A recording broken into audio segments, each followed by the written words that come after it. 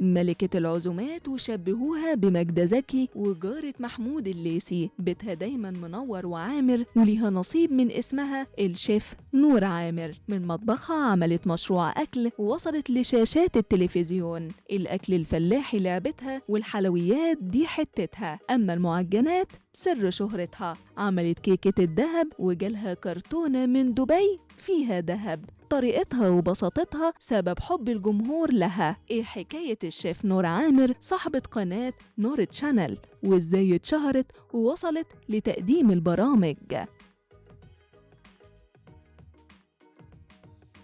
أسرة صغيرة جميلة مكونة من بنت اسمها علياء وولد اسمه فارس والأم نور. علياء بتدرس في كلية الإعلام ومخطوبة ودايما بتظهر مع مامتها من المطبخ وبتساعدها وطالعة شاطرة لأمها، وفي غيابها هي اللي بتشيل البيت وتعمل الأكل وبنفس طرق أمها بالظبط. من وقت ما اتخطبت وهم بيشاركوا الجمهور كل التجهيزات ليها وبيفيدوا العرايس اللي زيها وإيه اللي يجيبوه بالتفصيل. وطبعا دي من أحسن الفيديوهات اللي كل الجمهور بيحبها. مش بس كده، لما خطيب بنتها بيجي بيظهر معاهم كمان وبيتصور معاهم وبتعامله زي فارس ابنها بالظبط. نور بدأت بقالها أكتر من 7 سنين على السوشيال ميديا وكانت بتظهر من شقتهم القديمة، لكن دلوقتي اشتروا فيلا ومطبخها واسع وتصميمه بيبهر أي حد بيشوفه لأول مرة. هي شاركت الجمهور كل تفاصيل بيتهم الجديد وصورت كل حاجة فيه من البداية ولحد النهاردة. أي حاجة جديدة بتعملها بتشاركها معاهم.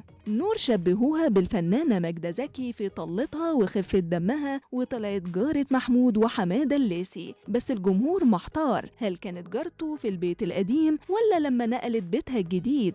كمان ظهرت في فيديوهات كتير هي وابنها مع حسن شاكوش، ده غير معايدته لبنتها في عيد ميلادها. وكمان حمادة الليثي لما قال لها بنتي وبنت أخويا وأحلى إعلامية في مصر إن شاء الله. دايما في كل فيديوهاتها بتظهر من مطبخها وهو مملكتها فعلا. مساحته كبيرة وفي جزيرة في النص كل الأكلات والأصناف بتعملها عليه وأحيانا كمان بياكلوا فيه. عندها أوضة للخزين والتموين فيها كل المكونات اللي ممكن تحتاجها لأي وصفة، وبتشارك الجمهور مشترياتها سواء منتجات أو ملابس أو ديكور.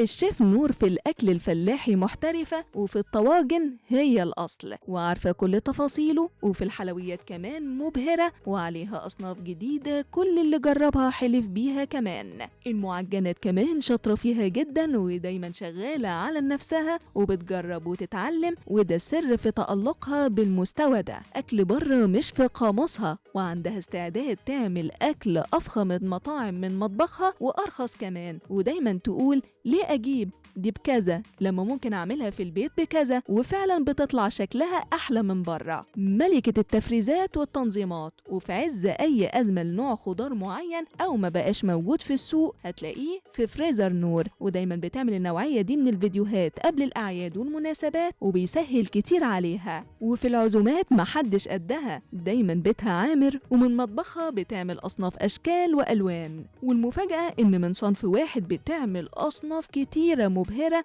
وما يتخيروش عن بعض في اللذاذة. البعض هيستغرب ازاي موفرة ومدبرة في وصفتها وازاي عملت كيكة من الدهب. الحقيقة ان الكيك مش دهب ولا حاجة، وكان كيك عادي ولكن هي سمتها كده. مطبخها دايما نظيف وبيلمع، وده لان ايدها فيه اول باول حتى وهي بتطبخ، ومش بتبخل على الجمهور في اي سر من اسرار نظافته ونظافة بيتها. من فترة استغلت شطارتها دي انها تفتح مشروع من بيتها، وما شاء الله نجحت فيه وبجدارة، وبتقدر توفق بين شغلها ده وبيتها واكل بعيالها وكمان شغلها في التلفزيون. علشان كده البعض لاحظ ان المطبخ اللي بتعمل فيه الاوردرات غير مطبخها الاصلي. الشيف نور عامر بدأت انها كانت بتظهر في فقرات في برامج لحد ما بقى ليها برنامج من بابه بتاعها وبتقدمه على قناة الشمس واسمه أكلة نور، والجمهور حس ان ده مكانها، خاصة انها كانت بتظهر من مطبخها كأنها في برنامج وبتقدم وصفاتها بطريقة محترفة، وكمان ديكور مطبخها وطريقة التصوير كانت سبب كبير في تألقها ده.